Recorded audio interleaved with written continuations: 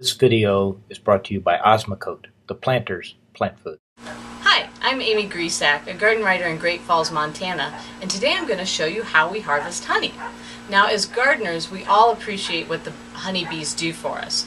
They pollinate the fruits and the vegetables so we don't have to. But as beekeepers, or just anybody who enjoys honey, the end of the season honey harvest is a very special time. Now, when you're looking at a beehive, you need to realize the bottom two boxes are called the hive body.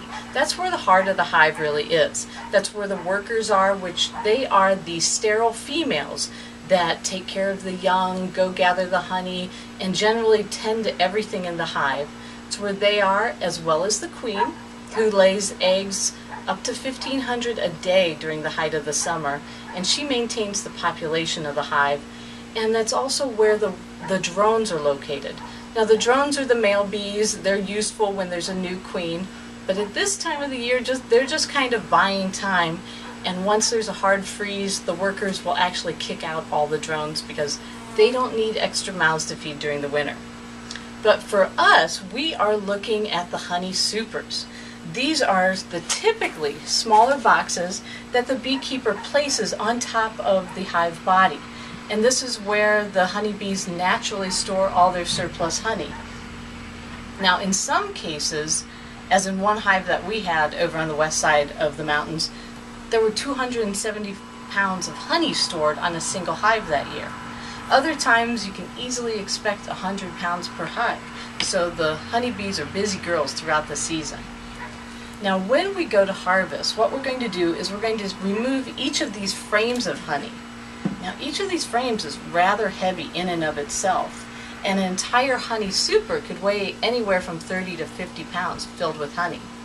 So when we go to harvest it, what we're going to do is score the top of this very thin layer of wax so the honey that is placed in all these individual cells underneath will be able to flow out. So what my husband Grant is doing, he's taking this fork and he's going over it to score and also to remove this very thin layer of wax that's over the honey in the honeycomb. Grant has all 4 honey frames loaded in the extractor. Now he's going to turn it on, and the centrifugal force will pull the honey out of the honeycomb and drain to the bottom.